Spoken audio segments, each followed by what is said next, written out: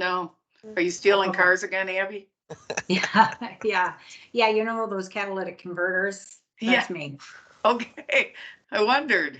Little chop shop in the background, right? Well, you gotta get your hustle where you can.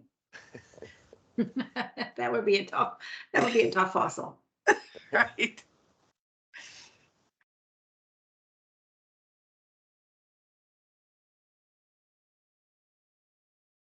Is this it? Do we wait a few minutes, Kelly?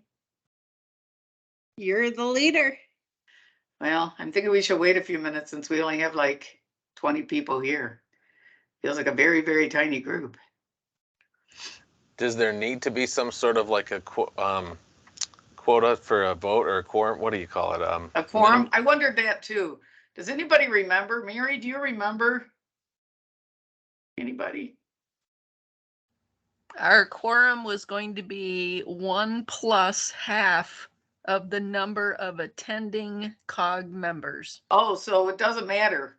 As long as we have 2 attending members. We're good. This is Tony. I think it was based on the average of the last couple meetings before. Was that right, Mary? Or did I miss that? No. I think we went with whatever the current people who are attending this meeting. It's the half plus 1 would be the quorum. And I know we have some proxy votes. Tony, I think you're doing Dave's proxy vote, right? Yeah. And I know Patty, I think you're doing Lynn's and Rick's proxy vote. Yes, I am. Yep. All right. So we'll just muddle along here, okay? We're not in charge of the nuclear codes. We'll figure this out. All right, so Kelly, shall we do the roll call and figure out how many we do have here then? We sure will. Okay. Brad. Present. Charlie. Present. Christina.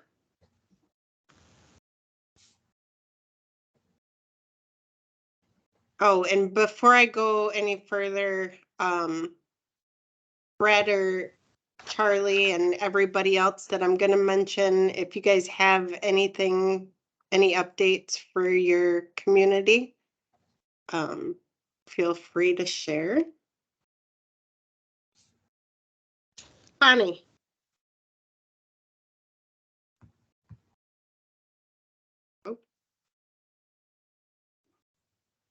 You're on mute. I'm here, Kelly. I'm fading in and out, though. This is Connie Boris. Perfect. Daniel Brown. Yeah, Dan's here. A couple quick updates. Livingston County, several officials in Livingston County and municipal officials in the county basically would like someone from Eagle to just come and do a talk sometime. It looks like maybe around the summertime, basically on, basically give a short overview of, cleanup criteria, drinking water standards, kind of where the status of the regulations are at this point, and what looks like it's coming up in the future. Like there's just a little bit of uncertainty about like with the 3M ruling and some other things, what they're looking at. So they just wanted somebody from Eagle to come and give a basic statute overview, I think, and regulation overview as it relates specifically to maybe smaller wastewater treatment plants. The other thing that came up, several folks in the Ann Arbor area have been asking about basically a PFAS blood study for Ann Arbor residents. I'm not sure where to go with that. I pointed them to some of the information, the study that's going on the west side of the state at U of M and so forth. But there's basically interest in looking at PFAS exposure and health effects, particularly for Ann Arbor residents. I'll stop there. Thank you. Daniel Burlingame. David Norwood. Dave Wynn. Hi, this is Tony. I have Dave's proxy. That didn't sound like Dave. You scared me there for a minute. Elizabeth.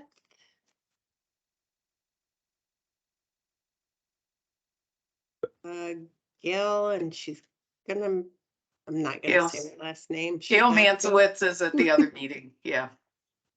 Gail Dugan. Jason. Present. Excellent. Jeffrey. Jeremy. Joe. I don't see Joe on tonight. I wonder where he is.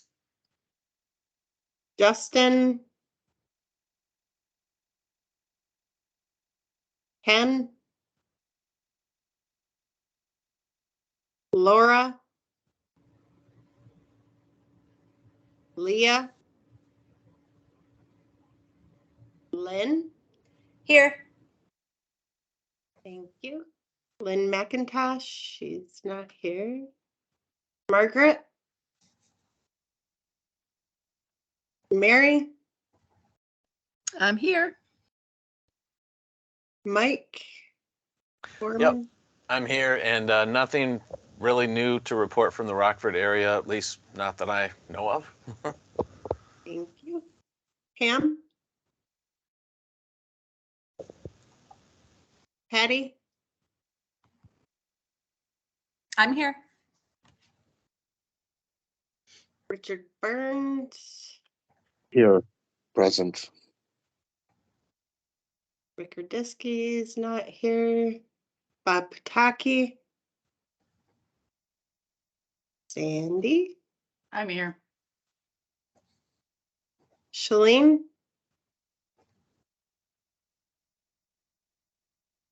Stacy Taylor. Teresa.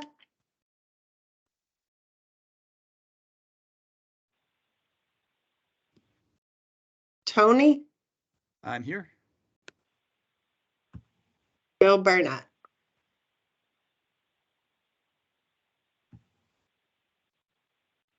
Okay, I will let you know here in a minute. All right.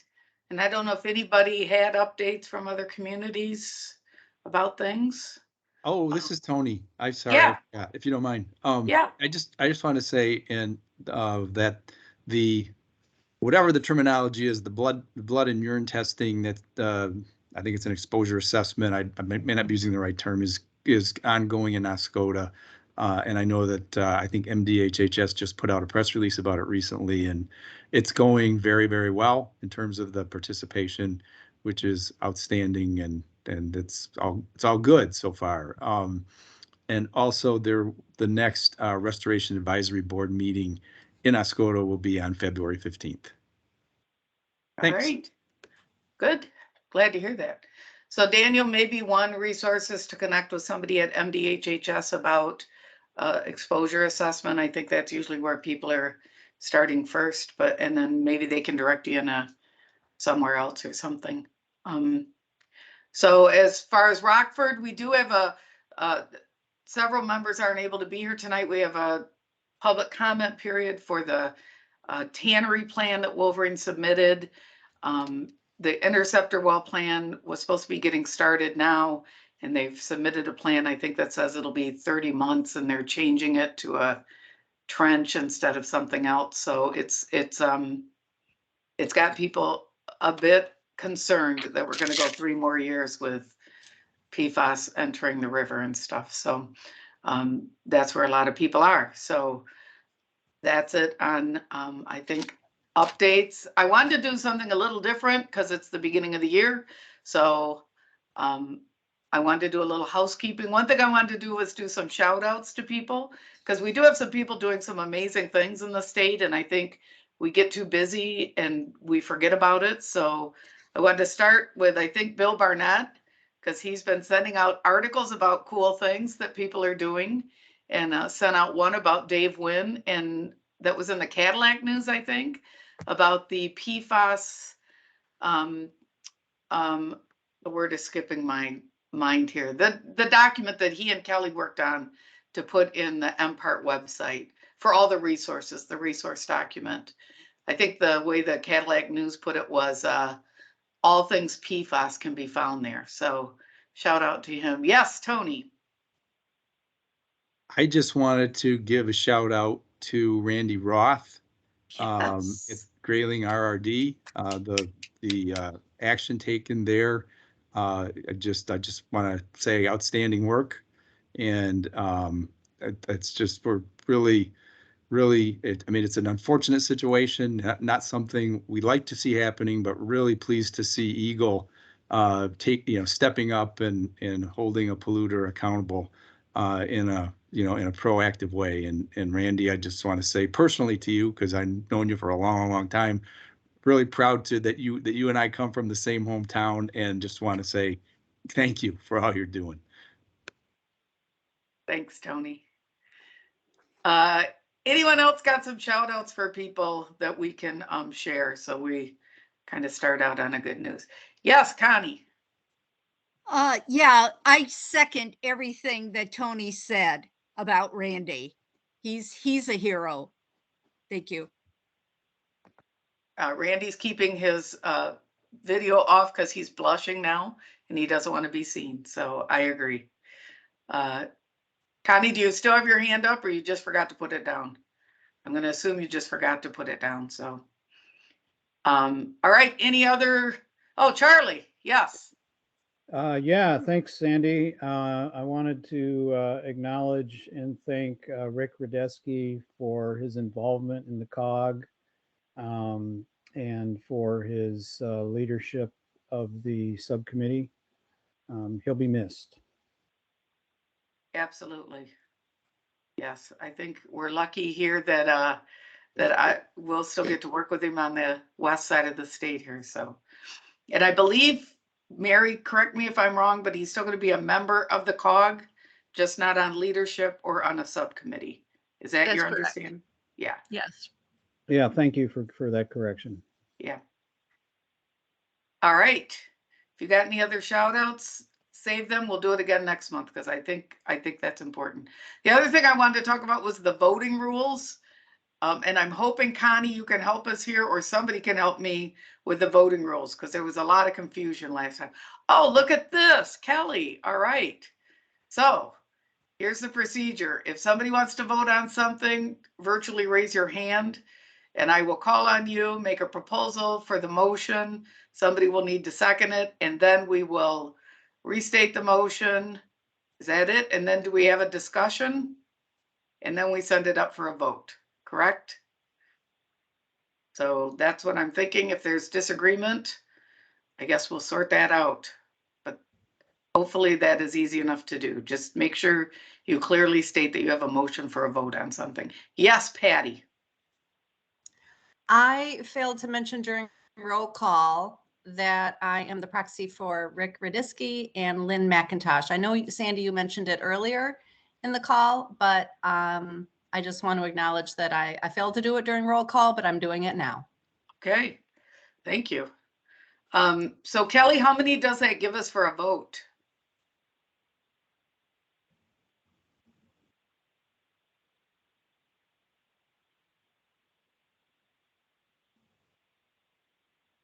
She put it in the chat. It was 12, Okay, unless it's changed. okay, so we have 12 12 people present. plus 3 proxy three, votes. 15. Okay. So for something to pass, we would need 8 votes, if I'm doing my math correctly. Luckily, it's under 20, so I can do my math correctly. All right. And then the last thing I thought would be good, we do this at our Wolverine CAG every January, is we just review the mission, the COG charter, so that everybody's really clear about what our role is and is not. And I think that's helpful, because we get working on so many things, it's easy to get kind of sidetracked or go off. So Abby, if you want to help, or if you have parts that you think are important to jump in. I know we talked briefly about this. I think the Mhm. purpose is the number one thing.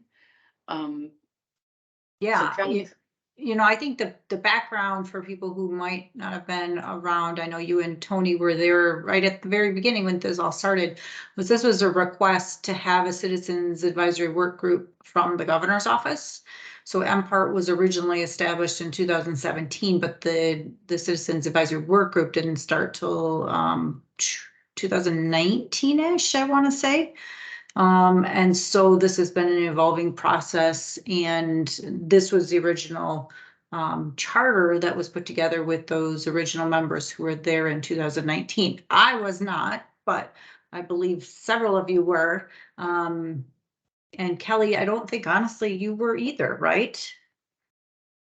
I was not. It's my understanding that a group of people got together to form the charter, and not all of those people ended up being a COG member.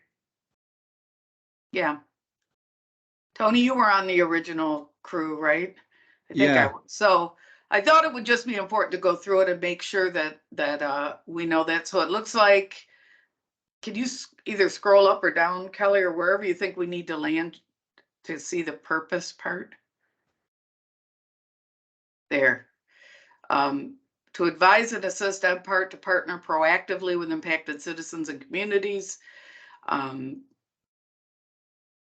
Yeah, so the second part, the work group will advise MPART on performing outreach and establishing dialogue with interested parties to ensure that all community stakeholders in impacted areas are informed, educated, and fully empowered to provide input to MPART regarding contamination and other aspects of the work, and to work with MPART to ensure that the general public is informed.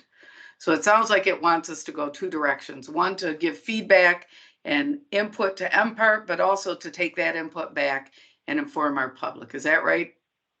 We're kind of a conduit for communication. Yeah. Is that Yeah. what you're thinking? So Abby?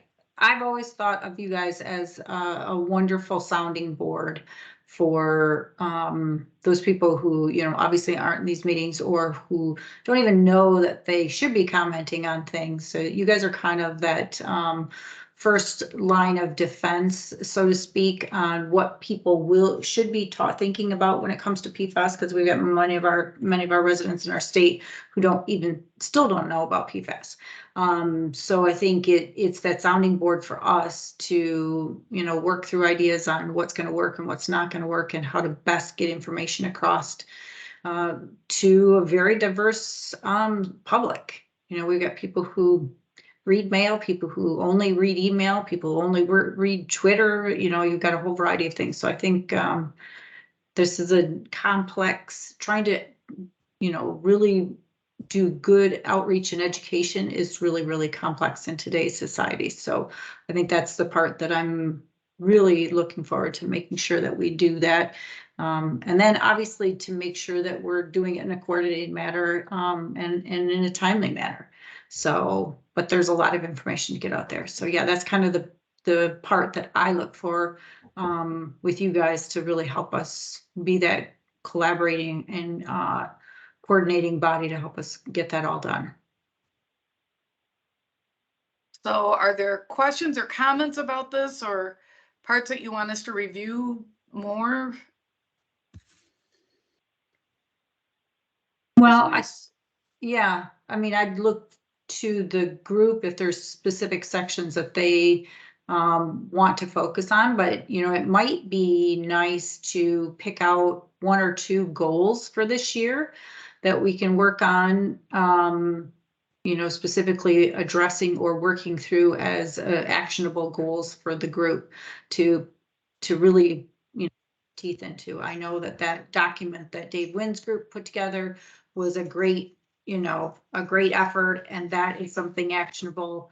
And even something like that, something like that takes time. And so here's my new mascot. Okay. Here we go. So I think we could do that. I think one thing I want us to make sure though, and this is where I'm just gonna like name it, is that it says right in there, is that we're not a decision-making body. Yes.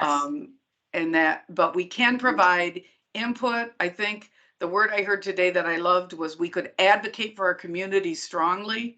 Doesn't mean that MPART's got to agree with us or that we have to agree with MPART, but that we have to make sure that we do that. And I think there was some confusion on that by a couple people. The other thing I want to make sure is that people know everybody's input is important, even if you don't know a lot about PFAS. You don't have to have your PhD in it or be well versed in it. We have a number of people on the committee that have that part, but everybody brings a really good perspective. So it's really absolutely crucial that everybody speaks up during these meetings, even if you don't know anything, whether it's to ask a question to get more information or to just say, based on what you know, you agree or don't agree. I can't stress enough that the more voices that, the more voices that sing in a choir, the stronger the song is. And I think these kind of committees are the exact same way. So I'm just imploring people, please, everybody, please speak up. Don't make me stop this car and call on each and every one of you, because I will do it too. Yes, Randy. I agree with you 150%. Okay. I didn't mean to raise my hand. I wanted to wave like, Oh. This is cool, but I stink at technology. So sorry. Okay. You and me both. So, Hello, Sandy. This is Teresa. Can I interrupt? I'm on the phone. yes, please do. How are you, Teresa? I'm fine. Happy New Year, everybody. My apologies. I was late for a roll call because I had to take my niece to the hospital. Oh. But I want to say thank you, Rick, for being a crucial part of the leadership team, and that I'm here from Detroit. I'm still talking about PFAS in Detroit. And I wanted to make an announcement because I'm dropping my niece off after taking her to the hospital, that we're going to still have a follow-up meeting around PFAS in Detroit with Eagle and Marathon. So that will be upcoming this April. So I thank you for allowing me to interrupt because I'm mobile now in the car. Thank you. Well, that's great to hear, Teresa. Good. Keep us posted on that. You're going to stay on the call though, right? In between here? Yes, of course I am. Okay, good. And Kelly, I saw that I think John is here too. So you may want to just check who else is here. Daniel, yes, you have your hand up. Yeah, so Mary and Joe and I had kind of talked through some of what this point is addressing, which is in terms of the membership team. So I'm getting a little bit ahead of the agenda here, but it segues so neatly that I think it fits. Basically in terms of what we're seeing with members and engagement, and trying to get folks to provide feedback on documents and memos. I think what we've been seeing is some burnout on what we've been working on, and I think a lot of the reason for that has been that we've been wrangling with this question of what is the purpose and role of the COG. And really, I think it boils down to a pretty fundamental question, which I think Abby and Sandy have just answered pretty clearly, but I want to raise it as sort of clearly as I know how to phrase it. So, is the COG essentially a sounding board and a two-way communication conduit for MPART specifically? That's one way to look at us, is that we are a communication conduit for MPART interacting with MPART. Or are we, a formalized citizen work group meant to advise, the governor's office, Eagle, and others within state agencies? That definition, I think, really informs, how we structure, some of the memos on notification that we're talking about, what the procedure is for all of us in terms of who do we notify and when when things are going well, but also when things start to go off the rails. So if in a hypothetical situation where something doesn't go well and we're not satisfied with the action of state agencies, we had provided that procedure for basically elevating things eventually to the governor if need be. And if the governor was unresponsive, then eventually going public. I think what we're hearing is that there's a division related back to this fundamental definition of what the COG's role is. And what I'm hearing is that the COG is this two-way communication conduit with MPART. And if that's that, then I think we have our answer. But one other piece that I think many on this call and many sort of in the broader network want is they do want this sort of independent, advisory network of networks of people and groups across the state. So the word that we keep throwing around is basically a coalition of citizens and groups that want to advocate for better PFAS protections. That can be done outside of the COG and lean heavily on a lot of COG members if we constrain the COG to this role of communication conduit. What I think is, if I was managing a large corporation or a large agency, I would want sort of this fundamental independent advisory group like the COG that's able to make sort of formal policy and regulation recommendations, can fundamentally formally recommend changes to procedure for state agencies. I would want that that independent review of non-binding recommendations from affected citizens. But if that's outside the COG, then I think we need another coalition to basically provide that that same sort of feedback.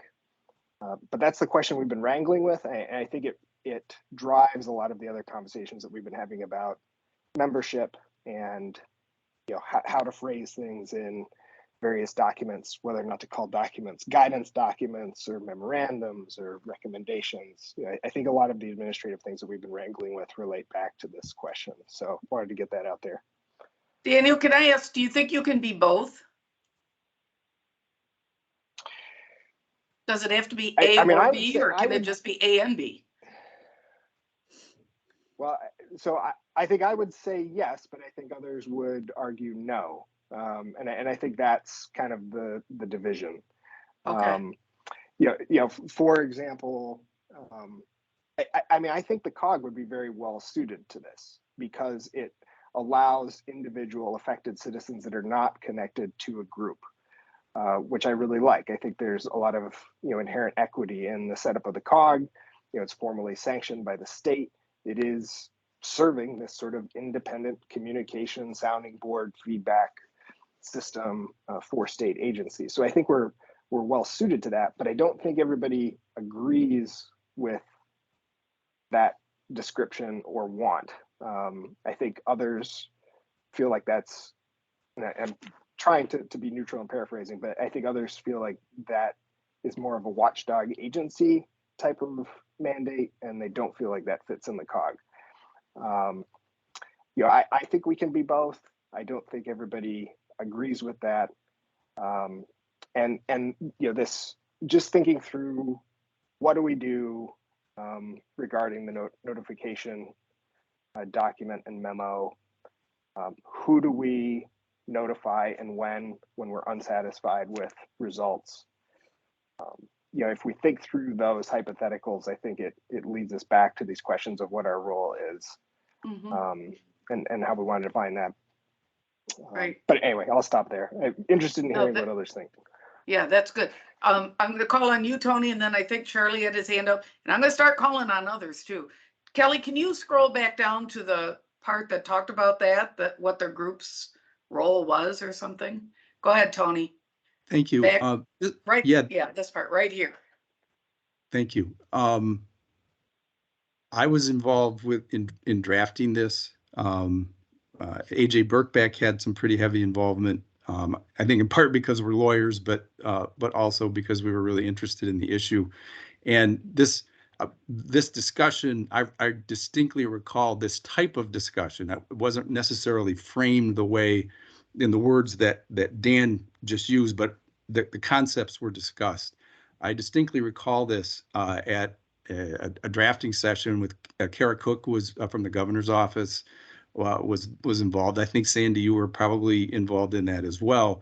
And I think that one of the things that those of us who were involved in drafting it wanted to make very clear was that this was not just a conduit for MPART, that this was being set up to provide advice, to provide an outlet for those who had been left out of the system or felt that they had been left out of the system, to make recommendations, to provide advice, to advocate.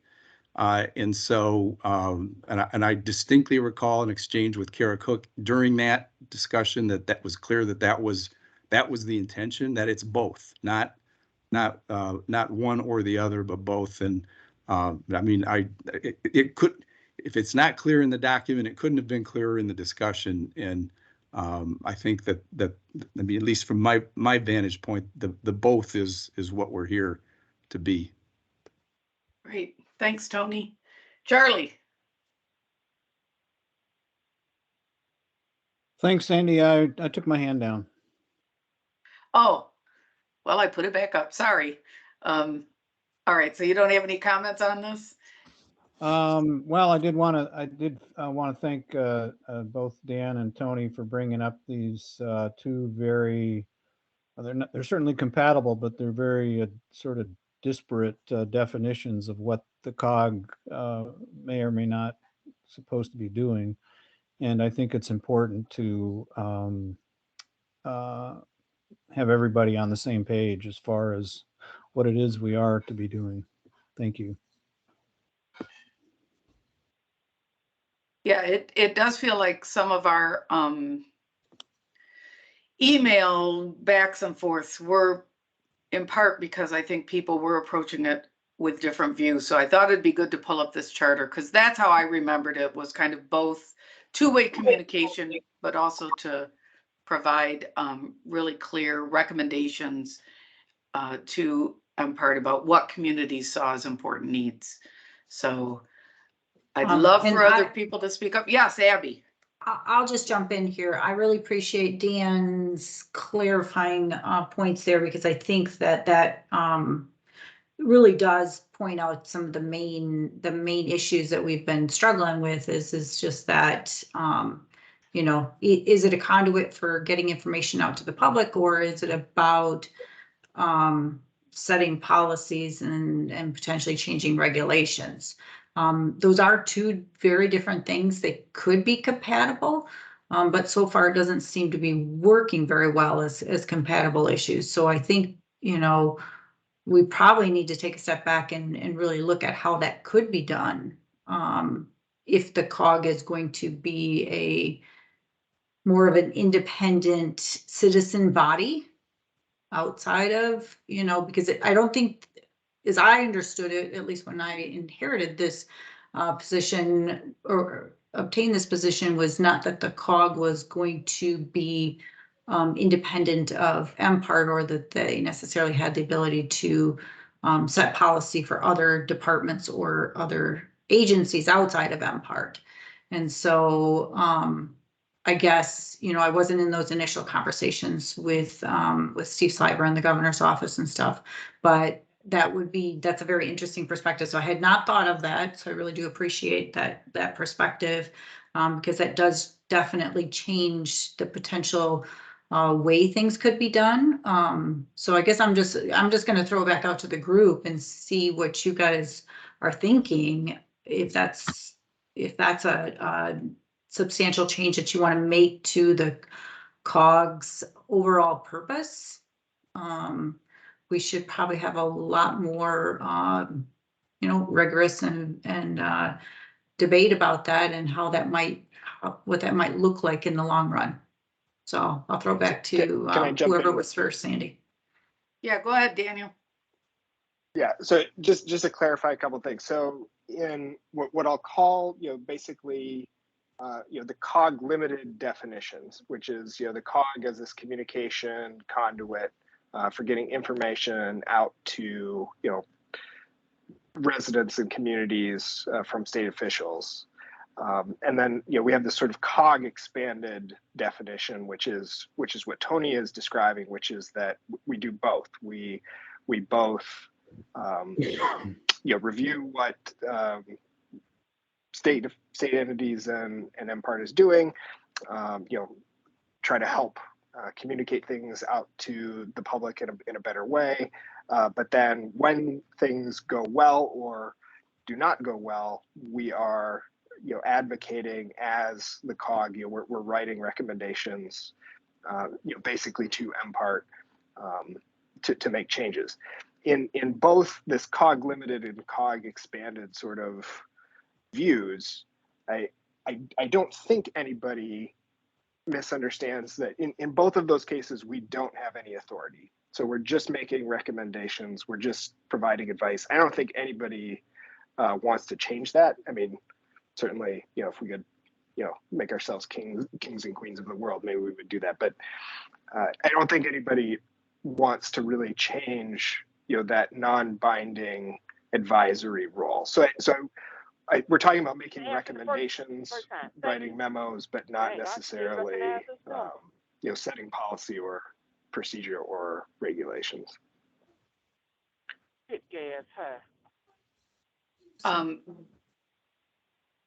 Go ahead, Tony. I was just going to say, just again, a lot of things that Dan just said. I mean, to make recommendations, obviously this isn't a rulemaking body. This isn't a policy making body, and we can't give ourselves that authority, even if we wanted to. But to make recommendations, to advocate, I mean, that is a fundamental. I guess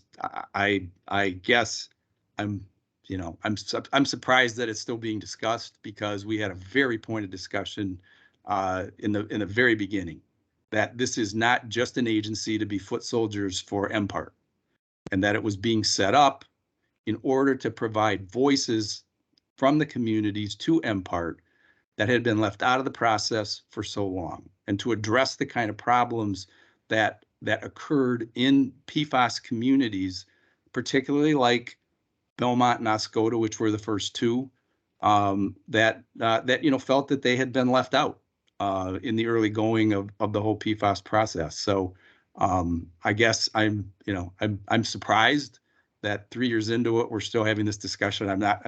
It's good that we're having it, and it's good that we're clearing the air. We made a recommendation a year and a half ago, and I guess I'm surprised that there's a question as to whether we have the ability to do that when we unanimously did it already. So just my thoughts.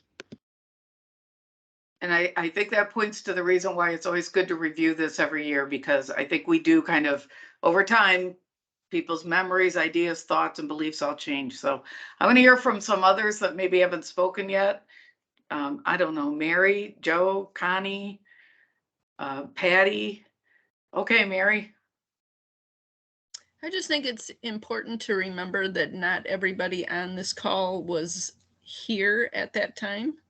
So, and we have some brand new members who are learning as they go.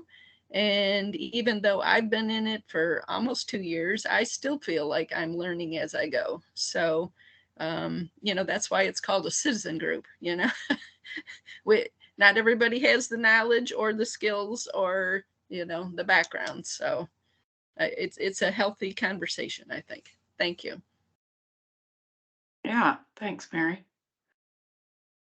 Who else would like to offer up their thoughts? Mike, Patty, Jason? Don't make me just sit here quietly for an hour, because I'll do it. I've been clinically trained. Patty. Okay.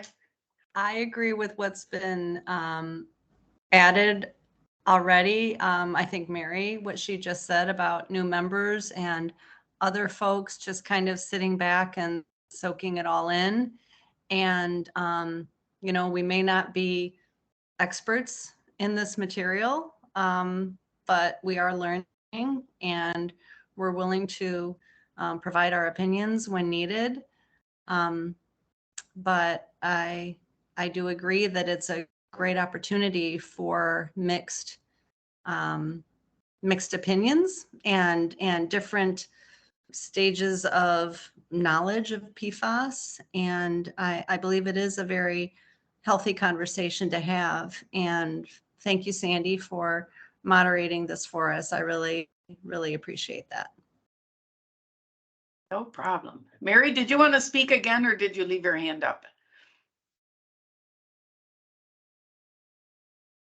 I guess she left her hand up. So it sounds like, Abby, I'm hearing a lot of people talk about, and I really do think it's reflected in the document, that we are both a means of communication in both directions, but both directions means citizens can give feedback to MPART about changes that need to be made. And I think that's what we're saying. I think we all realize, well, I may not have realized I wasn't queen, but I think other people have realized we don't have the ability to write policy, but we certainly have the ability to advocate strongly and put recommendations in writing and then ask for some follow-up on that. I think that's what I'm hearing people all agree to. Charlie? Oh, Abby and then Charlie. Okay. Yeah, I think, you know, the fact of the matter is you guys have a lot of influence. The COG has influence, and whether or not you put things in writing, you know, we've been taking back the recommendations, the conversations every month and looking at ways to improve our processes or improve the website or revise how we do things. And so we've been doing that all along.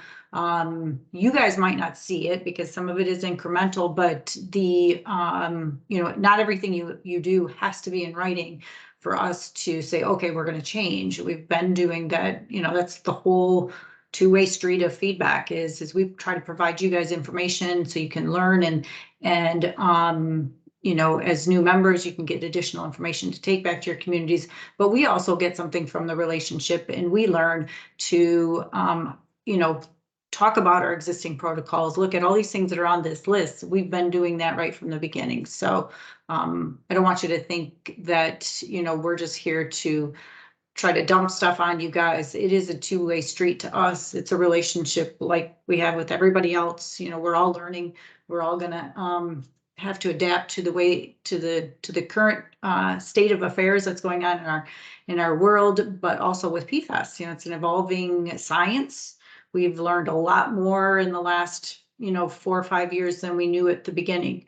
And so now the dynamic, the needs of the communities have changed versus what they were right there at the beginning when this started too. So I'll leave it like that. All right, Charlie.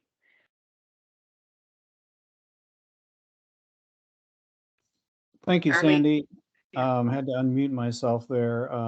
It's an excellent conversation we're having here. Good discussion.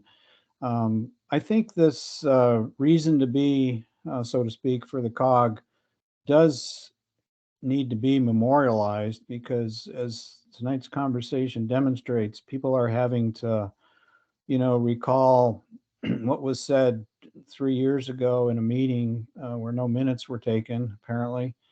And when it comes to something as important as the reason to be for the COG, I think this is something that ought to be figured out and somehow memorialized. Thank you. And I mean, this is what the charter was based on, was those conversations. As I understood it, the charter was developed with that group that was originally there, and this is what they came up with. And I thought, I don't know, did you guys vote on it, Sandy, or did you guys all agree to it? I don't remember what I had for lunch Tuesday, so I can't remember if we voted on it or not, to be quite honest. Tony probably will, but let me go to Mary and then I'm going to go to Tony. Mary. I would like to just echo what Abby just said. I think it's important to recognize, and especially looking at this list of the number of agency staff that are listening right now. Brandon Thomas regularly attends the Engaging the Public subcommittee, and he and I had a brief discussion, during that meeting today on how important that they feel that it is to go back then to share that information of what happens even in the subcommittee meetings with their fellow colleagues and stuff. So, we would welcome anybody to sit in even on the subcommittee meetings. And if anybody has input that they would like to recommend, we would be open to that too. And that goes for members, because we are definitely looking for new subcommittee members across the board. Thank you.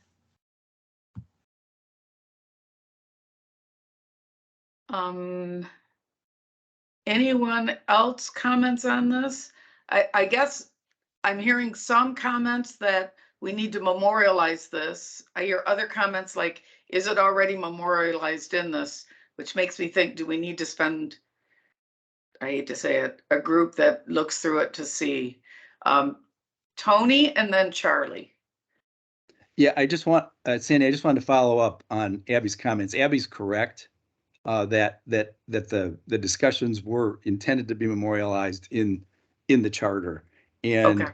and back when this was done, I don't think we had a formal voting procedure, but there was a consensus around it from everybody involved. And it wasn't a small group. I mean, it was, I don't know. I mean, probably about as many people as we have on this call tonight, maybe a few less, but not too many. It was a decent sized group, and there was certainly a consensus. And we did get into discussions around wording in the paragraph above, where those two specific things are cited, Sandy, that you quoted earlier. But yeah, Abby is generally correct in her assessment of it.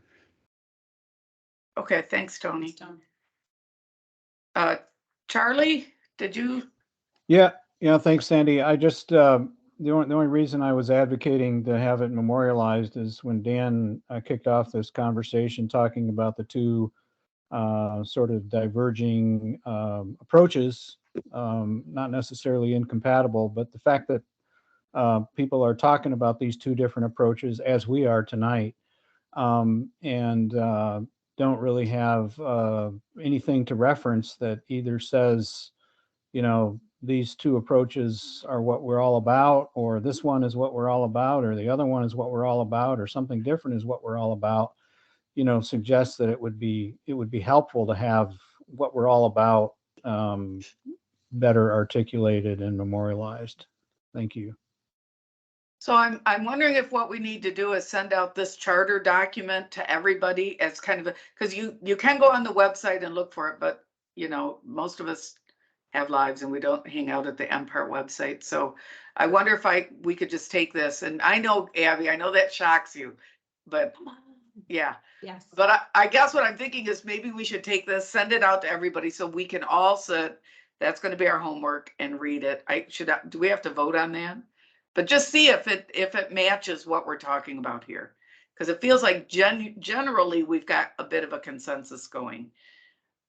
Tony, do you want to weigh in on that, or are you just waving at me? Oh no, you know what? I didn't mean to raise my hand. Okay. Okay. That's okay. I'm trying to be the air traffic controller here and do the discussion. So I would like us to do that, unless there's any opposition to that next month, let's make sure we've all looked at that, so we're clear on what our role is and isn't. And I think it's probably been helpful, Abby, for you to hear this discussion too, because you also were not part of the original discussion. And Right. This is why I think good CAGs review this every January, so we're just clear as to what we're doing. So, all Well, right. and I think there's some flexibility in here on what the COG might want to focus on for this year. I mean, not every year needs to be the same thing. There can be specific focus for the coming year that might be particular to one part of the charter or another. I don't know. Yeah, Or no, I think- you can set your own type of goals for the year that might be something else that we might want to think about. Yeah, I think that's good. Kelly, you got your hand up. Yeah, and I just, it's my understanding that once you guys finalized this document, it did have to be approved by the governor's office. Is that correct? Kelly, as I said, I don't remember what I had for lunch last Tuesday. I think it did. So Okay. Tony probably knows. I was just going to say, Kelly, I didn't remember that, but when you raised it, I think you're right. I think you're right. Okay. All right, but we could still review it and offer suggestions. absolutely. Well, So, but yeah. knowing that there's a procedure to go through. Again, I think to review it will help us reframe and remember what our purpose here is. So, and yes, Randy, Kelly is always right. I agree. Well, all right. and let me jump in one more time before, because you just keep, all these things keep popping in my mind. The other thing to remember here is that not only is the COG a very unique body for the state of Michigan, but this is a very unique body for the country when it comes to PFAS. We have lots of nonprofits, but we don't have too many that are a part of state government, sort of, you know. It kind of goes back to Dan's point about the, you know, is it an independent citizens group or is it part of the COG or is it both? But we regularly get calls on from either citizens or from other states going, how do you make this work? And so the influence that is felt from the COG not only reflects into MPART and what we do and how we might change our policy and procedures, but it also reflects out to the rest of the country as they look to try to figure out how to establish similar type structures to get their states going around PFAS. And the COG is one of those things that we do tout quite often, saying, you know, you need to get your citizens together. And so that's another part of that unforeseen. It's not in the charter. It's not in, you know, something that's a definable goal for the COG, but it is one of those, you know, side benefits of being one of the first in the countries to be able to have this opportunity to reflect on, you know, this emerging contaminant. So anyways, Tony, jump in. Yeah, well, Abby, I'm just going to agree with you and expound on that just a little bit, because when I testified in Congress a little over a year ago, this obviously came up. There were questions that were asked about what Michigan is doing, and the COG was certainly something that I raised as a model. And what I wanted to add to what you just said is that there are folks advocating for something like a COG to be implemented at the federal level. And so it's another way that what we're doing here, you know, is very, you know, influential beyond maybe what sometimes we might think when we're talking about some of these more specific issues. Yeah. So they've heard it twice, because I also testified on it, Tony. So maybe they'll get it through their heads. Okay, so now they think you guys collaborated on that, but we'll let them with that. So, all right, so I'm going to suggest then that for next month, we're going to send this out as a separate standalone document so people can take some time to read through that. New members, old members, people at the original meeting, people who are old like me and can't remember if they were at a meeting, but let's all look at it and make sure that we are clear as to what our mission is as citizens, as well as, I guess, the folks that are state employees, because I think you have a big part in this as well. So I'll wrap up that part of housekeeping then and go on to subcommittees, if that's okay. So Mary, do you want to talk about, Mary and Daniel, do you guys want to talk about membership?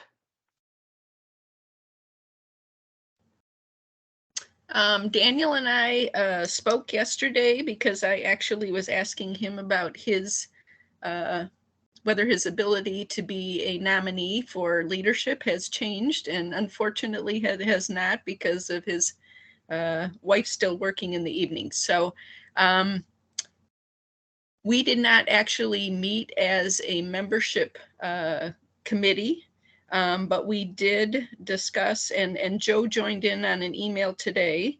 And what we are wondering about is the document that we had submitted that did include the possibility of going to the governor if certain steps were taken and it did not seem like things were being resolved. we did not get a clear indication from members of whether they were in support or not in support of that. So I think we're still looking for input on that, on whether we should pursue that or just drop it.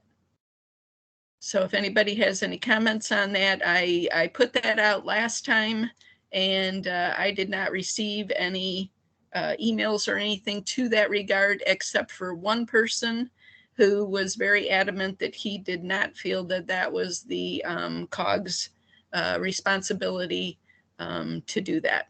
So would love to have feedback from anybody. Thank you. Do people remember this document that Mary's talking about? I mean, thumbs up or thumbs down if you remember it, or do we need to send it out again? I know our inboxes get pretty full. And it sounds like Connie, yes, Connie. Yeah, please send it out again. I think you'll get responses this time, Mary. Okay. Please send it out. Thanks. Yep. No problem. Thank you. Mhm. Mary, are we looking at doing further recruitment for members? You know, we had talked about that, and the other part of the person's conversation saying that he felt that it was not the COG's responsibility to go back to the governor. He felt strongly also that we did not need more members, we just needed more active members. So I guess I'm looking for input on whether other people feel. I feel that having more members would be helpful, not only for the standpoint of the COG to have more input and people to join subcommittees and other activities that we need support on, but also to give a voice to those communities that are not represented at this point. So, you know, we're saying that the COG, you know, one of their primary things is to give education back to those communities. And it appears that some of the sites, their communities are not represented. Thank you. What do people think about that? Especially new people that have just joined and don't speak much. This would be a great time to give us some feedback on, like, what do you think would be preventing new people from joining, or what could we do to encourage new people to join? Yes, Daniel. Yeah, so I agree with Mary that having more people, but I don't think we necessarily need a stampede, but you know, people move in and out of the state, move in and out of phases of life. It's just good to have a, you know, at least a surplus of people that are engaged. You know, I've been recruiting amongst you know, basically other watershed groups, you know, other, you know, grassroots groups that would be, you know, potentially interested in, you know, the implications of PFAS. You know, everybody always seems interested when I raise it, and you know, they like the sound of what the COG is here to do, and so forth. I think the barriers, at least that I've encountered with people, are practical. You know, it's an evening meeting that conflicts with you know, a lot of other local evening meetings and other group meetings. And people just have a hard time making evening meetings. That really has been the only thing that people have raised. They all like the idea, and just haven't been able to convince anybody to join. Okay. Other ideas or thoughts? Joe, I think you're on that committee too. Yes, from a big picture standpoint, we're talking over 200 sites in Michigan. So I'd like to welcome more members in the future. So you're thinking we do need more members representing more sites. I think yes, some people may know or may not know about us, especially from those affected communities. Good point. Okay. All right, so that'll be a great thing. Teresa, Yes, may Teresa. I? Yeah, I agree. We need more members in light of the larger issue. As I had mentioned, many times in Detroit, our PFAS problem is a concentration in the soil. And right now, with that big, huge bridge project, PFAS is flying all over in the air, and there's no mitigation. And we also have our counterparts in Dearborn that have a huge problem with PFAS. So I think expanding it is a good thing. So I'm in support of expanding it and trying to get more people that have issues that may not be groundwater, surface water, or well water. So thank you. That's a good point. So diversity, not just in location and people, but route. So I like that. Connie. Yeah, I totally agree with what Teresa says, 100%. So I just want to back her up. That's good. All right. Okay. Also, PFAS, is in the air. She's absolutely right. If you have any kind of a landfill construction going on, you're going to have particles that's going to have silica, and the PFAS going to track. So yeah, let's have more members too. Okay, so here's my question. This is like me. I want to lose weight, but I don't want to. I don't want to stop eating the cookies.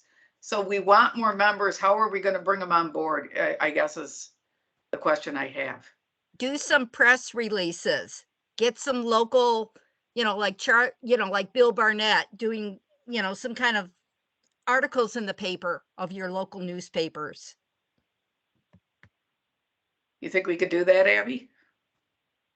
I think it'd be great for, COG members to maybe write in and do some articles. I know some of our local newspapers, they'll let you put articles in if you write them up, and we can help with providing, facts and figures and website links and all that kind of stuff, if that helps. Okay. That'd be an interesting idea. Yeah, I like it. Yeah, I was just trying to think like the from a marketing standpoint, how to attract more people, and maybe like the younger generation, college kids, maybe we should get a TikTok account or something, or a Snapchat. I don't know. Yeah, just something where yeah, I don't know, newspaper articles, news articles, or maybe the new social media, Facebook page, Instagram. Okay. Thinking like a youngster. I love it. I don't know that I'm going to be doing a TikTok, but maybe Abby and Tony and I can, or something, just for giggles as a fundraiser or something. But yeah. Okay, good. All right. Yep, I know it's people's minds right now. They're going to have nightmares tonight about this. So let's think about that. I think if everybody can make a conscious effort to connect somehow in their community, or connect, like I'm thinking like Kalamazoo and Parchment, where I'm originally from. I don't think, is there anybody on this call from Kalamazoo, Parchment, that area? I don't think there is. Or like Teresa said, is there anyone here from Flint? I mean, we have areas that we know are contaminated that.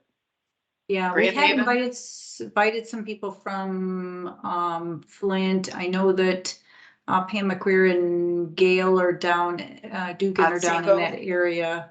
Yep. I'm trying to remember if we've got anybody specifically from Kalamazoo. Okay. Tony, I wonder about Randy, if he knows of anybody from the Grayling area that is interested. If he's been working with any citizens, I'd be happy to reach out to them.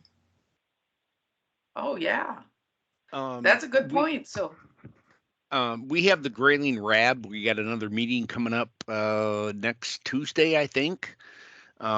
We have a very active Rab. Okay. So yeah, there's a lot of local involvement there. Okay. So look on the MPART website. I think we sent the notice down yesterday, maybe. It should be on the MPART website about the meeting. So yeah, show up to Grayling Rab and the more people that show up, it's easier for us to recruit. So thank you. Yeah. Is that an in-person meeting or is that a Zoom meeting? It's hybrid. They're going to do Okay. both. Cool. And Okay. it's the 17th, I believe. Don't quote me on that, but I think it's Okay. the 17th. So yeah. Okay, cool. Awesome. Thank you. All right. Tony and then Daniel? Yeah, I was actually what I was going to say echoes some of what was just said, but I'm wondering if there's a way to formalize when I know that there are MPART will hold town halls in our community from time to time, and we have representation here, but when public meetings are held and there are Eagle or MDHHS people involved in those, particularly in communities where we don't have representation, if they could just offer up the fact that there's an opportunity to become involved in this, I think that would be another way to get the word out. And we do, whenever we do a presentation, either to local officials or to the general public, for the most part, we always include a slide or two about people joining the COG. So that's kind of our normal course of business, but it wouldn't hurt to have some, COG members maybe come and talk about their experiences with the COG and what it means to be a member of the Citizen Advisory Work Group. Yeah, I'd be more than willing to do that. Jason, you put a comment here in the chat. Can you share that? Because I don't know what some of those initials mean. So. Yeah, just consider, a little bit of advertising at some of the, like an AIPG, which is the American Institute of Professional Geologists, or MAAP, which is the Michigan Association of Environmental Professionals. Both groups have kind of statewide members, and there'd be an opportunity to potentially recruit people from, different areas. That's a great idea. Okay, good. Daniel and then Mary. Yeah, I was just thinking back to, how I was recruited initially, and, as I recall, I think Tony kind of raised in one of our conference calls at some point. Tony said, "Hey, this group is starting up. Be on the lookout." And then it was actually at the PFAS community event near Lansing. Steve Sliver came up to me and said, "Hey, we know your community is affected. Would you like to be involved in this group?" And I'm sure he did that because he knew of my work with HRWC, on similar issues. So I think it's just looking for the people that have the logical connections, like everybody's commenting is doing. It's just thinking about who would want to be involved, and then reach out to them personally. But the only thing I can think of is, like, because we've been trying that, and I'm not sure why it hasn't worked. Maybe in-person requests, and maybe if the requests come from Abby specifically, or maybe somebody in the governor's office, that just like carries weight and gives people a sense of gravity and purpose, that I think is worth lending. Cool. Mary. I'd just like to clarify with Abby and maybe Amy, because I did attend one of those meetings to the community. It actually wasn't the community, it was more to the municipality and to the people who were affected in Howell by the landfill and the Regency recycling, I guess. And during that, when the COG slide came up, I had been told prior to the meeting that we actually were there just to observe and not to engage and speak. Oh, so yeah, I just wanted to clarify, because Kelly just sent me a link for one coming up on the 17th, I think so, or 13th or whatever. Yeah, you're right, Mary. For the local officials calls, those are, municipal people. I think what you guys are looking for is affected citizens. So they aren't on that call. But if, when we go to have town halls or RAB meetings or anything else like that, where we're actually gonna be in affected communities or talking to affected citizens, that's where I think your voices would be very, very powerful. Okay, great. So, Thank yeah. you. Good. Okay, that's a good discussion on membership. I think we're gonna move on to website review, but I don't even know if we have a website review committee right now. Does anyone know? Did they meet today? Does anyone know? Yes, we did. This is Yay, Brad, all right. Take it away. all right. Well, we only had Patty Baldwin and myself, so it was a small committee meeting, but so anybody that is interested in joining, please feel free. We did have a good discussion with Kelly. One of the things that we're going to be trying to help her with, at least on the preliminary stages, is to assist in reviewing and recommending ideas for possible updates to streamline and improve the way that the summary data is posted for new sites and for possible updates to existing sites. Because the numbers of sites has grown so dramatically from when the original format was set up, it's probably not sustainable to have it the same way for all sites. So we're working with her and are looking at a couple of ideas that they're trying to evaluate. So we'll be providing her some feedback on that.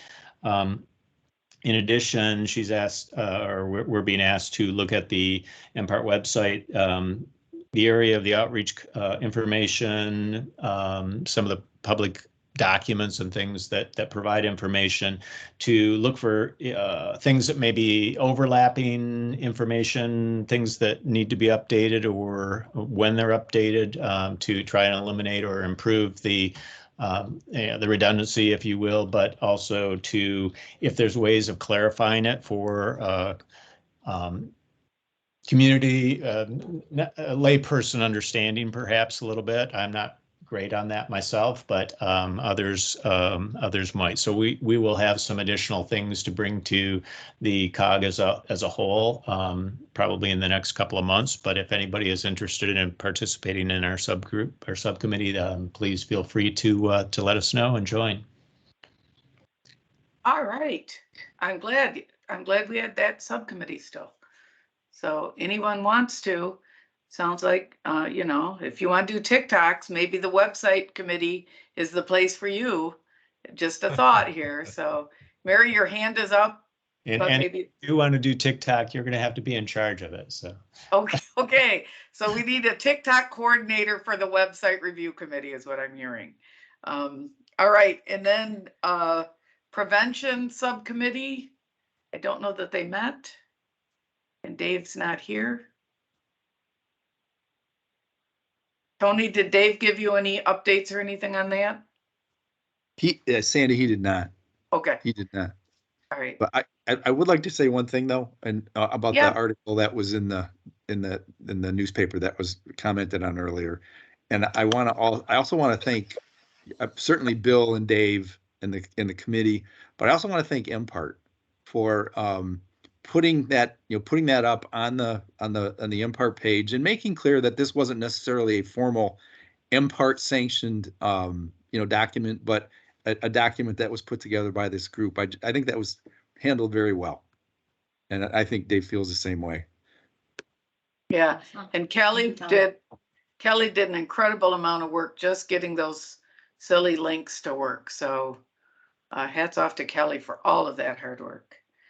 All right, and then we have the engaging the public subcommittee, which I think we're now looking for someone to lead that. And I don't know if that group met today. Does anyone know? Sandy, we did meet. Okay. Yep. And we did talk some about the notification document. We did talk about the fact that discussion is probably still needed on revisions of possibly clause 2, but the subcommittee feels that we have spent considerable time and effort on that document, that possibly once it's voted on, that maybe the COG should take leadership on that, and go on from there.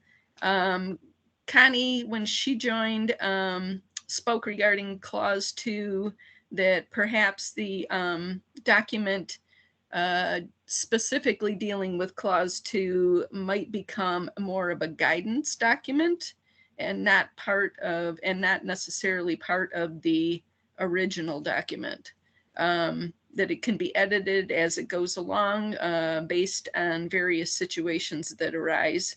And even the document, Sandy, that you had Kelly send today, the chart that the group had worked on at one point, describing reactions based on different scenarios. That might be something else that, might have to be worked on more. And then the other thing I'd like to say is I did go back in my notes just now and found that we did have a meeting of the prevention group back on December 14th, way back when. They felt that going through to track changes might be easier to get things submitted to Kelly and Amy. And Amy had said to go through her or Kelly to send something to their website guru. So if we want to make changes to that document.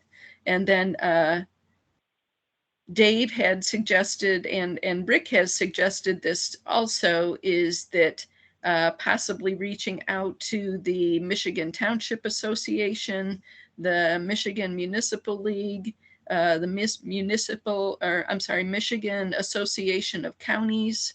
Reaching out to those groups might be helpful in spreading the word on the PFAS as well. And I do believe that the Michigan Township Association has just formed a PFAS group, if I'm not mistaken. So we have that. And then Jason had mentioned from a consulting perspective that there's new technologies for remediation treatment and possibilities for polluter scale more than residential. And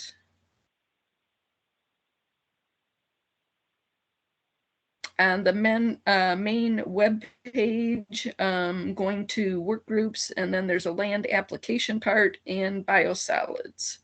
And ITRC, a lot of work on PFAS.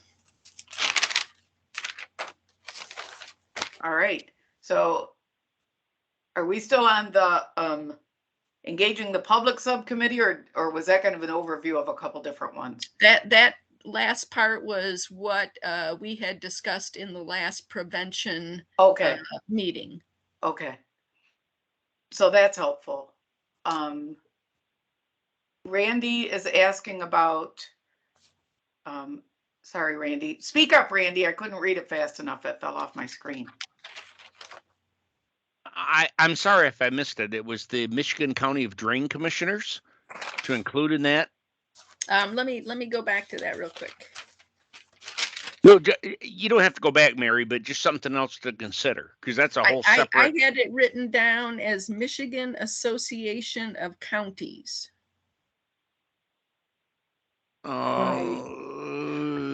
I don't know. Abby, help me out here. I think drain commissioners are separate, aren't they? But I may be wrong. Sorry. They are separate. There's a whole bunch of different municipal groups. There's the Michigan Municipal League, then there's the Michigan Association of Townships. There's probably the Michigan Association of Counties. I mean, we've got a whole variety of things, plus the drain commissioners. There's a whole bunch of people that are in this, but the one that Rick met with Andy Draheim last month was the Michigan Township Association. If I'm remembering correctly. That was my understanding too. That would be helpful at getting the word out for notification as well. So yes, I know drain commissioners are kind of unique. I don't know how it works in every county, but at least something to consider. So thank you. Sorry. Okay. No, that's good. So I want to get back to this public notification thing because I will not die until we have this settled. I'm just warning you that now. It's just how it's going to go. So Connie, what can you do here to help me? Okay, what I would like to suggest is this. The original recommendations that the subcommittee prepared back on July 13th, 2021, we keep that as part of our history. We don't want to, we just keep that, all right? The second thought would be that the changes that the subcommittee recommended be pretty much be revision 1 of that document dated January 13th, except for clause 2. We keep clause 2 exactly as it is in the original July 13th, 2021 document, our original document. So that, and then we add a simple sentence under clause 2 that says an implementation guidance document is being prepared. And that's it. Now that implementation guidance document is going to be based partly on that spreadsheet that we spent a lot of time on. We can't lose that work that we put into that. That was a lot of work. So I would like to see that as being the basis for the implementation guidance document. But remember, the guidance document is going to be continually changing as we get new experience, as EPA finally lists the PFAS as a hazardous substance and so on. So those are my thoughts. I think we should also check with Tony. 7711. Oops. Okay, that's it, Sandy. That's my suggestion. Okay. What do you guys think? All right, Tony? Yeah, I think there's been a lot of work done here, and I think it's been really, really excellent work. And I think that I think in some of the email exchanges, I think Connie probably expressed it far better than I. And that is that I think that unintentionally, by putting the guidance into the document, there is a narrowing of the original recommendation. And I don't think, I mean, I don't think that, I hope that's not the intention.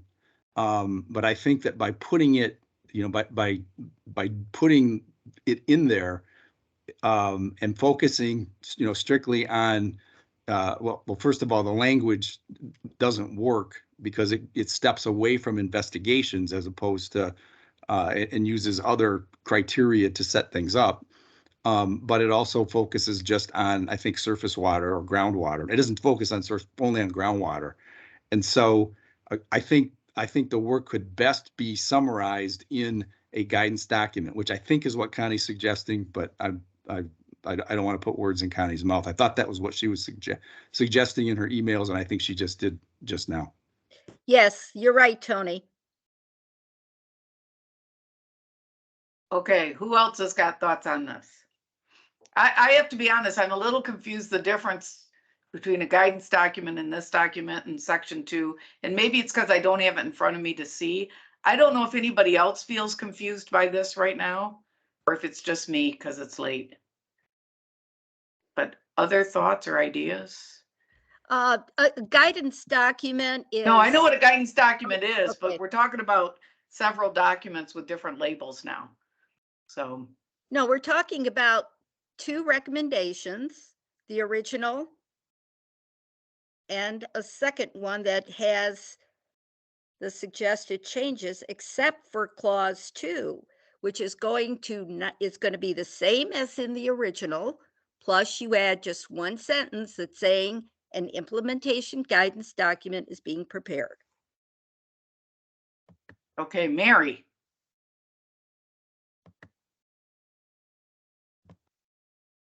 I would like to just say on behalf of Rick and Lynn, because I think they specifically were more concerned that having multiple documents was going to get too confusing. And I think that's why Rick, when he prepared this most recent one, he put it as revision 2 to keep it separate from the original. So I guess I would like to just know how people who have not spoken out, how they feel regarding notification in general, and if they feel that having 2 separate documents and possibly a guidance document on top of it might be more confusing. Thanks.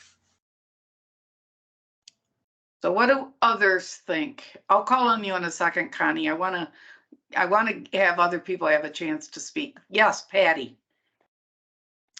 So as a person who was asked to be a proxy, this might cause a little confusion because I have their proxies as stated, and if we start adding anything, then they become null and void, correct? Right? Because if we add something to it, I can't vote for them. If we add something to If the we version, change it, right. Right. So I'm just putting it out there that will affect the proxy vote on my behalf. Okay, thanks. That's good. Others? I think, Mike, did you put something in the chat? I can only briefly see the chat, so. Yeah, it was just, I mean, this is sounding good to me. I mean, I really don't have strong opinions one way or the other, but you had mentioned just briefly something about, you know, notification of the public, and I don't know, just me being, you know, somewhat a citizen and a homeowner in the PFAS area, I would always say it's best to over notify rather than under notify, but I mean, that's just my general opinion, I guess. Thanks. That's good. That's what we need to hear. Other ideas or thoughts on this? Are we able to share those documents up on the screen? Yeah, go ahead, Daniel. Yeah, so for me, you know, I think I need to have folks clearly and succinctly describe what was, you know, deficient or what needed to be updated about, you know, the previous notification. I'm going to call it a memo. Yeah, that required revisions. And the reason I'm sort of thinking that way is, so I'm a trained scientist, and I tend to not like to get tangled up on words like this unless there's, you know, something specific behind it. And after, you know, hearing Tony and others weigh in about, you know, specific phrasing, you know, and you know, the legal weight that those carry and so forth, I do think it, you know, we want to be careful about not sort of overwriting ourselves unintentionally, which I think is what Tony is describing. You know, if the documents overlap and then make somewhat inconsistent recommendations, you know, that puts you in this strange Venn diagram where if you fall in the middle of the Venn diagram, then which way do you go to follow the rest? So I guess I don't have strong feelings about it, but I would like, you know, somebody to, you know, basically try to summarize, you know, what was the, you know, the genesis of the revisions and going back through. Mary, are you going to take that? Or did you have something else? No, I was going to clarify with that, because the reason that the subcommittee started to look into revising this document was because of the fact that Rick primarily, but other people as well, did sit in on some meetings with representatives of Eagle and MPART, and it just appeared that having immediate notification was going to be problematic. And so that was why the subcommittee undertook trying to set more concrete guidelines that would be more achievable, it seemed like. Based on the chart that we had gone through during the subcommittee, based on some of those meetings, and you know, discussion with Abby and Kelly and otherwise. So that was why it was undertaken. And, you know, that was why Rick sent the 3 different documents so that it could give that clean copy, I guess was the term that Dave used last month. So, you know, the concern for the subcommittee is basically that, you know, we could go months with continually trying to wordsmith, you know, this, and maybe it's needed, you know, but we need to all come to an agreement on it, I think, and get everybody's opinion. And, you know, last month, it was not a problem to wait the month because we figured there was, you know, not going to be a lot of action taken over the holidays and everything else. But on the other hand, you know, we don't want to continually be pushing it down the road either. Thanks.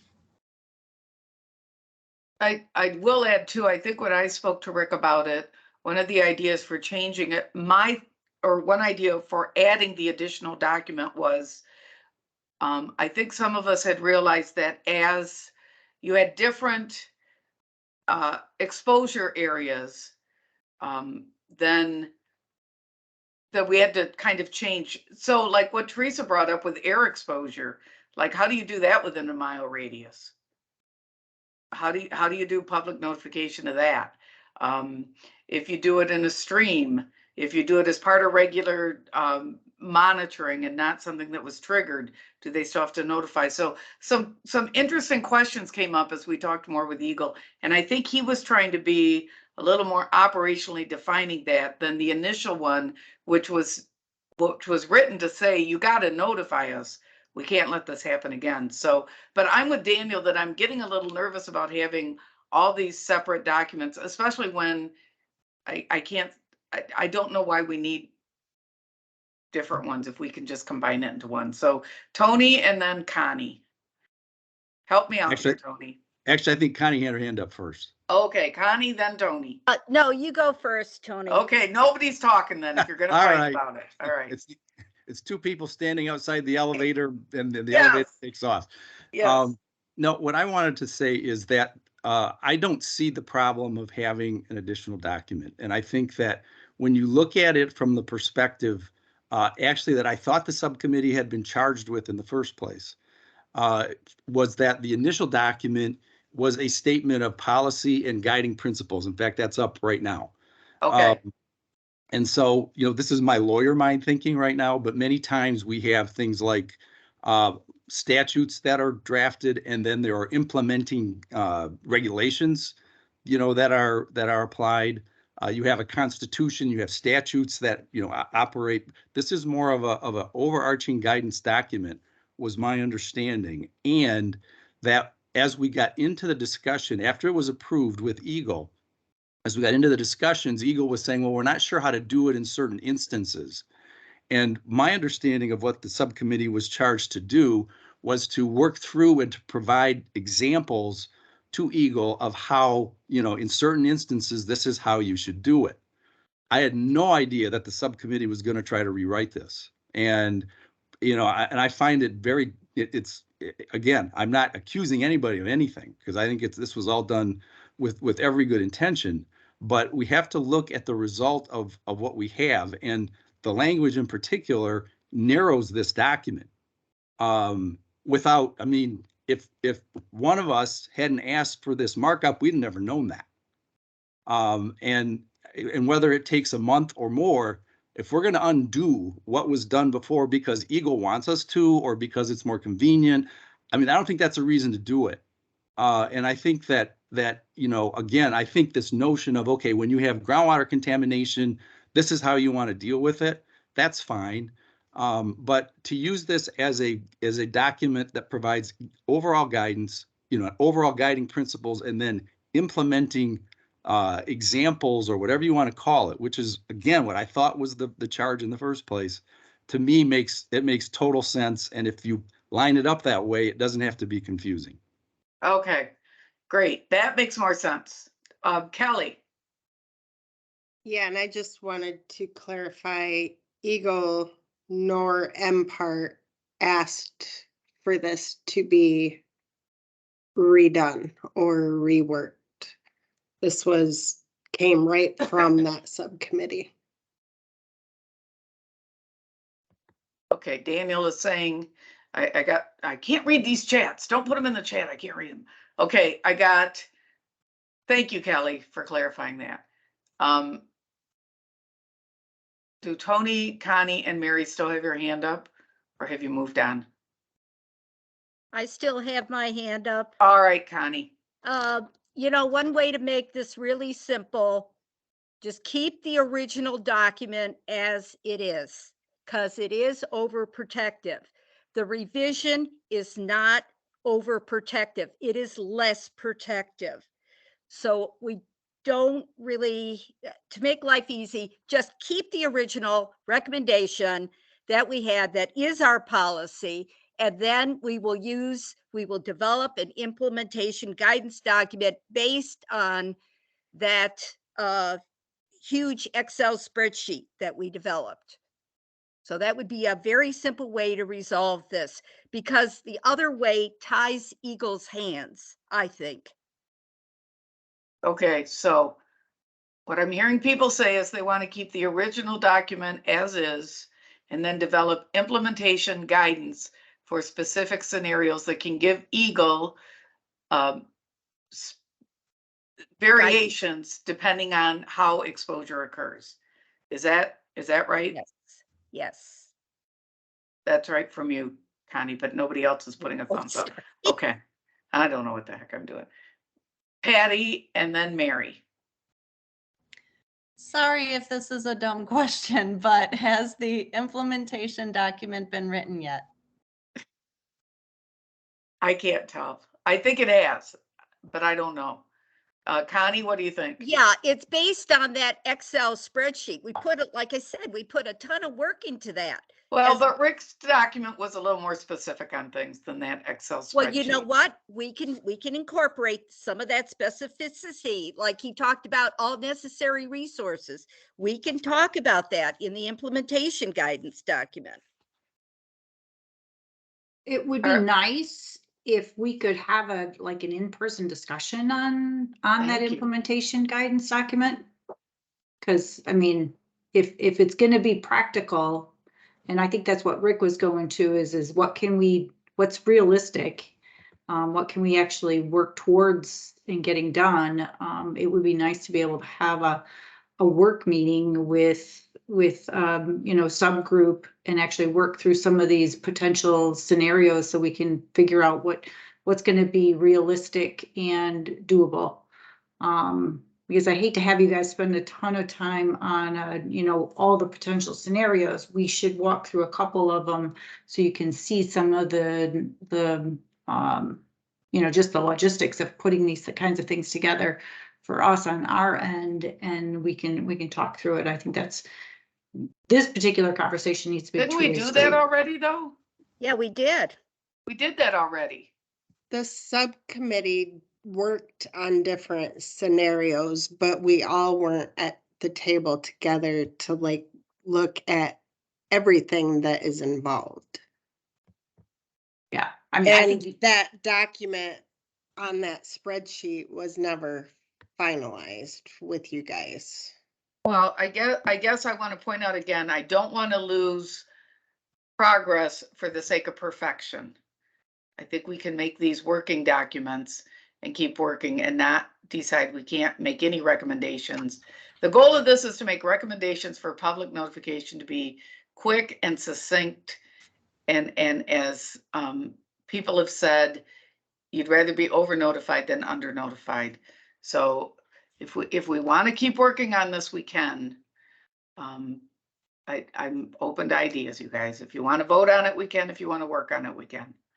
Tell me what you want to do. But everybody's got to speak up. Daniel, and then Patty, and then Mary. So I'm actually feeling a little bit better after hearing everybody comments. I have a little bit more clarity on what everybody wants to get out of this and why. So I think my concerns have mostly been resolved, at least in spirit. So you know, my only concern was that I didn't want to unintentionally overwrite ourselves by releasing a new version that also has, you know, basically the implementation guidance built in. What I think makes a lot of sense is to take all the work that's been done and basically, you know, here is the principle that we agreed to, which I think this is what Tony is describing. Here's the principle that we agreed to. This is the original document. You can cite it, you can point to it, and then what follows is, you know, this discussion of, okay, now how do we actually do that to make it practical and feasible and so forth? And here are the examples, you know, for different exposure pathways and so forth. And so I think we're getting to that. And I think what Abby is describing is basically the next step within that.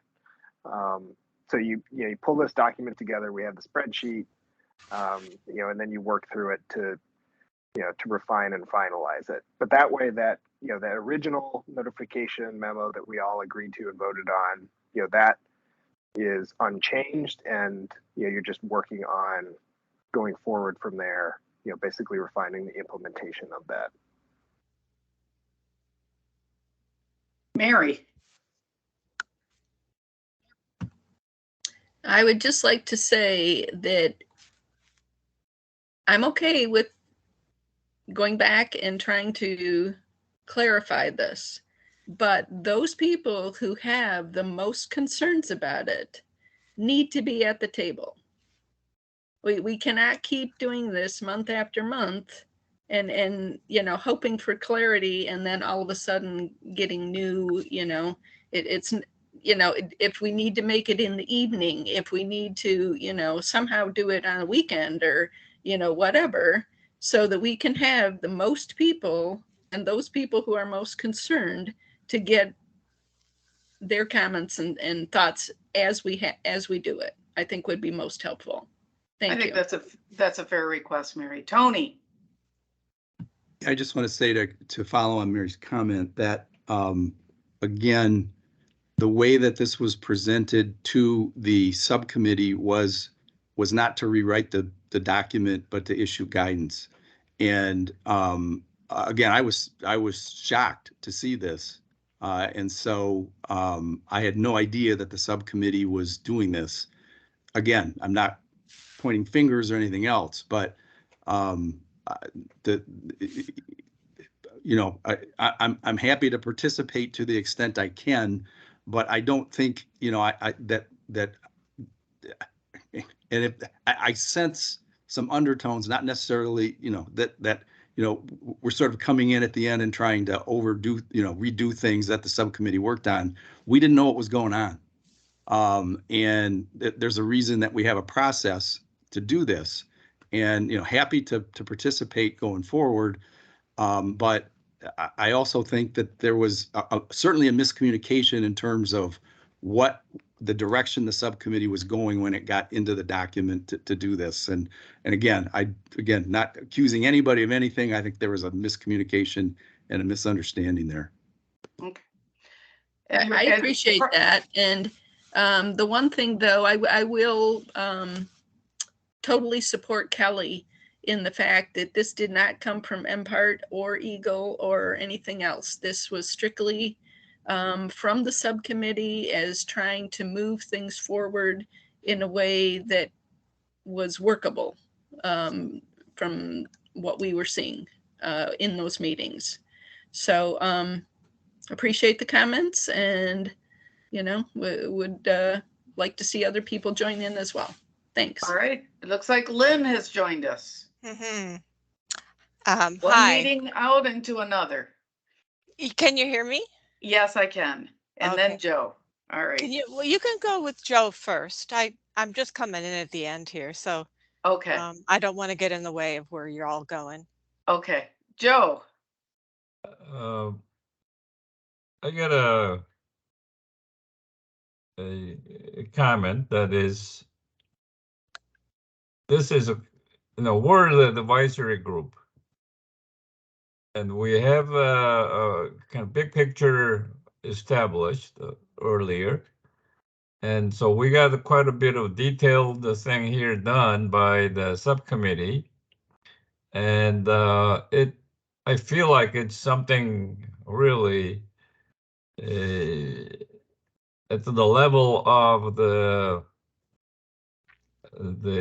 Eagles' responsibility.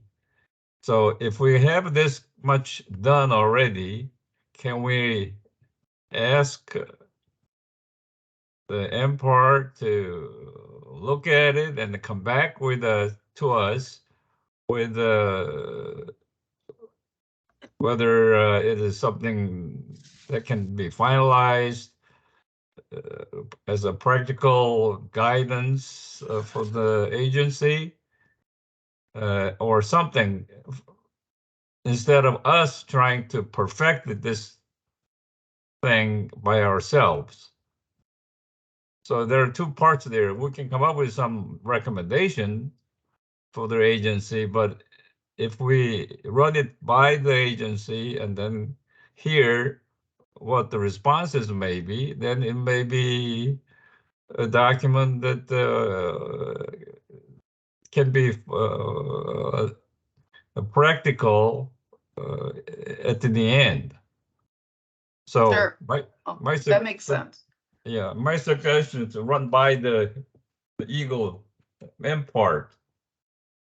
And that sounds like what you were saying, Abby, is why don't we get a work group together with some Eagle staff and people working on this? And Mary's comment of maybe Tony and some of the others that have the wordsmithing.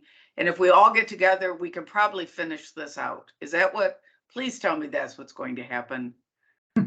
Well, I guess my question is that what you want to happen? Do you want to put the COGS recommendation, guidance document and everything together, finish it, and then just give it to us? And we'll do our best to see what we can implement, or do you want a practical document? I don't know, because I can't answer that for you guys. It sounds like, I think I'm hearing both from Okay, so various we probably members. have to decide that first. Tony, your hand is still up, or? Nope, that's my mistake. I'll take it down. Okay, Lynn? Yeah, you came in as we were talking about a lot, so you may have missed some, but I missed just about all of it, but I think I could could ask one question that would bring me up to speed. Got it. Was this Excel spreadsheet discussed at all tonight that the group had worked so hard on last year? Was that discussed at all? Yes. It has been mentioned, yes. Have people looked at it? We didn't bring it up, but we've talked. We didn't pull it up yet, though. Okay, so what I need to say to the larger group is I devoted at least 8 hours of my time, along with Rick and Sandy and Charlie and Mary and Connie and Kelly, and Abby was in on some of it. And we worked to knock out a spreadsheet. And I'm thinking, did we all do that work for nothing? Isn't there some practical guidance? Can't that be looked at? I'm like, how many times are we going to keep working on something? I think the COG needs to decide this. Yes, we are an advisory group. My attitude is that we could be very helpful to Abby and Kelly and others. They don't have a lot of resources. They don't have a budget. We need to have a can-do attitude, find creative solutions, do what we can to come alongside and help and guide them. But I don't know what Tony has shared, but we are not. If the goal is to have a perfect document that stands the legal test of time, that's not my goal. A document doesn't change or notify people. And I think that it's good to move things forward. I think we need to work to a certain degree also in good faith. So I do sense in the group, there are some that think that, we just have to safeguard ourselves against MPART or Eagle, and they're going to try to do everything they can to get away with things. I don't believe that. I believe that MPART wants to work with us. I've seen Kelly work hard. I've seen Abby work hard. And I feel like the CAG needs to decide, what can we do? How can we roll up our sleeves and do whatever we can? It won't be perfect, but moving things forward is better than trying for perfection. So I find myself very discouraged. I can't even think about going back and revising a document. And I don't know if you guys have taken a vote, but every part of me just says, that's not how I'm seeing it. And maybe I'm the odd one out, but that's not how I'm seeing it. And I'm very disappointed myself that it will be 3 years now, come February 20th, since this all came out in Traverse City. It'll be 2 years now since the group worked on it, the first round. There's a history here. And there was also also some history for those who aren't aware. Things got really skewed when the Record Eagle got called in and was reporting that the subcommittee was having private meetings, insinuating that people were not working in good faith. And I just can't say that. We've got people who care, who want to volunteer and give their best efforts. And I say we need to give ourselves the benefit of the doubt. Otherwise, I can't figure out a reason to keep attending meetings if we can't get something done and work together. So that's it. I'm done. All right, Lynn, thank you.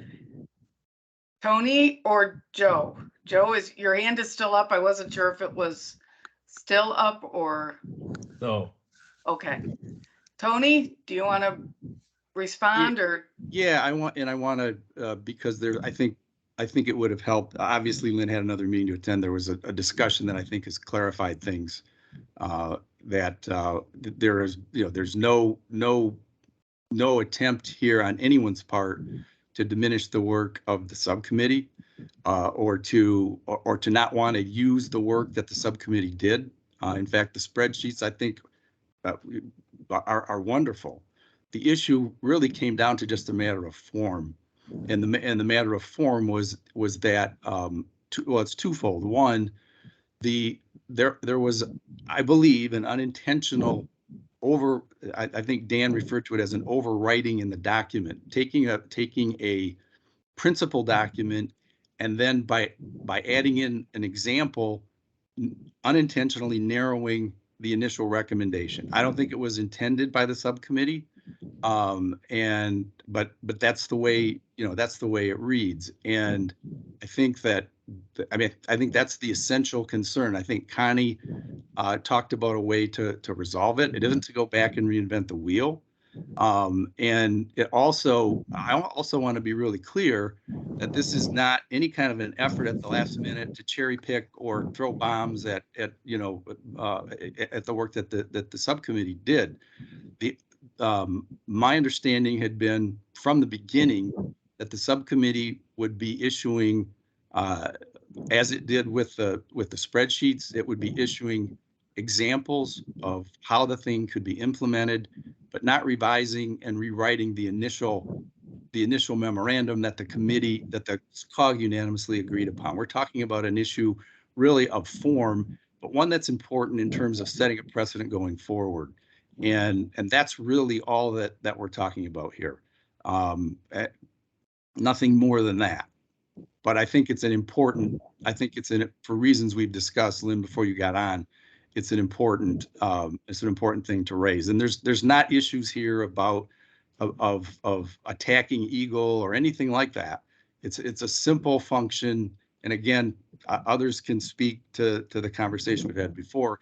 it's a simple function of the format of the document and making clear that this one particular example is an example that applies in a specific situation, which is better addressed not in an overarching principle document, but in just as with the spreadsheets, and that can be, I think, easily done. I'm disappointed that things haven't been implemented already. It's been, and from the guidance that was given in July of 2021. So I don't think we're singing, to a markedly different tune here. And I just want to make that really clear.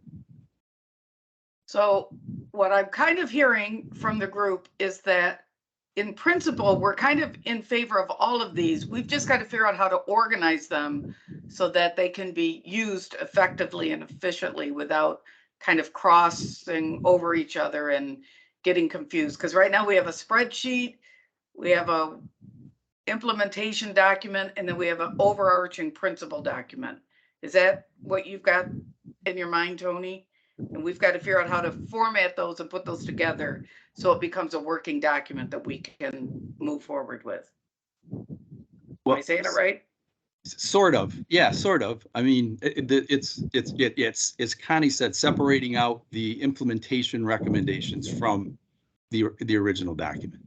Okay. That's it. Okay. So I am hearing the bulk of the work is done. It seems like it. That's what I'm also seeing as well. Okay, Yeah, that's what you're hearing too, Daniel? Yeah, what you just summarized, Sandy, is what I'm hearing. That's, I agree with Tony that, I agree with Tony what he just said. I agree with how you summarized it. And this is why I'm feeling, I think, a little bit better. I think the work is there, and it really is just a question of format, organization. And then, the next step is basically what Abby suggested, which is just to, work through the spreadsheet and the feasible, practical next steps. Okay, so what's our plan moving forward?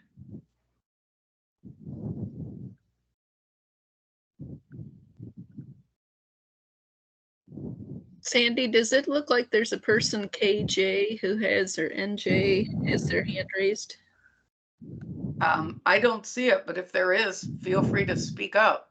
I think Joe, do you have your hand raised? No, it was okay. You can't get it down. Oh, you can't get it down. Okay, maybe just had it on. is that what?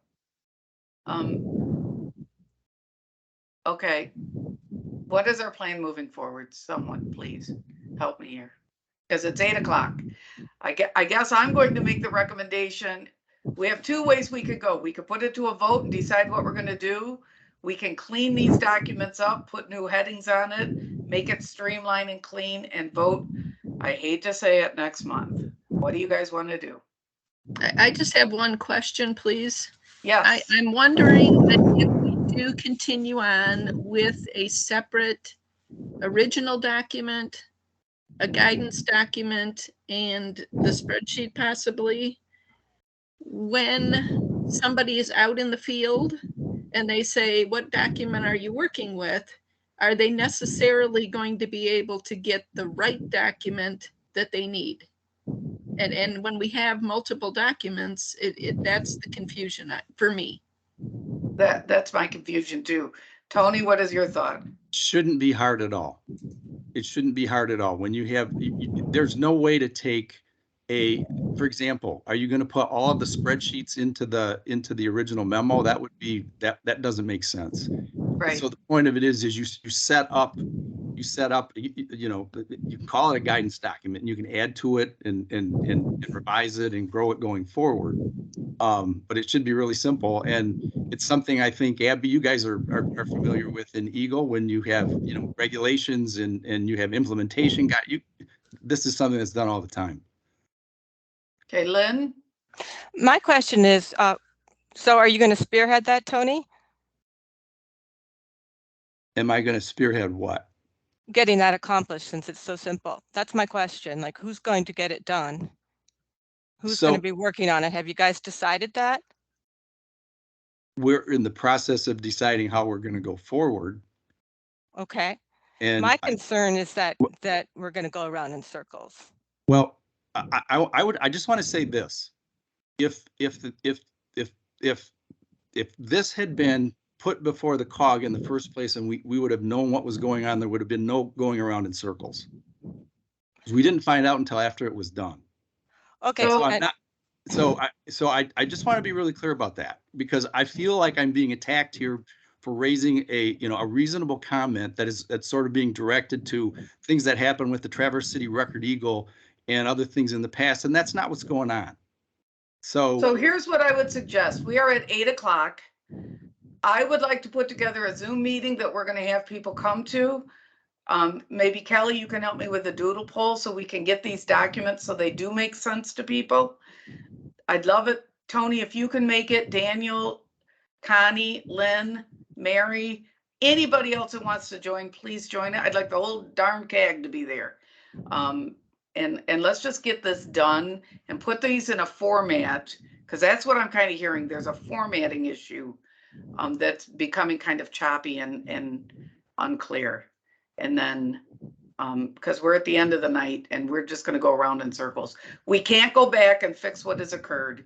We can only move forward and get something done here, so that, and I think we all agree, public notification for community members is the #1 thing that we are most concerned about. So we want to make sure we get this done completely right and get this done, both of those things.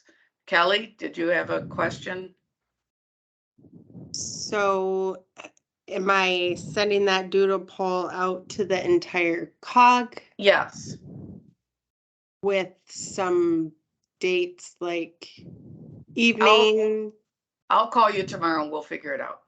Perfect. Okay. Does that sound good to people? Yes. All right. Sounds good here. Yes, thank you. All right. Good. Okay. I think we had a really good meeting, to tell you the truth. I do. So thank you everyone for joining. Thank you everybody for participating. Thank you. And we will see you next month. Good job, Sandy. Good job. Thank you. Thanks, Sandy. Thank you. Thanks, Sandy. Thanks, everyone. Good night. Bye-bye. Night. All right. Thank you, Sandy. Good night.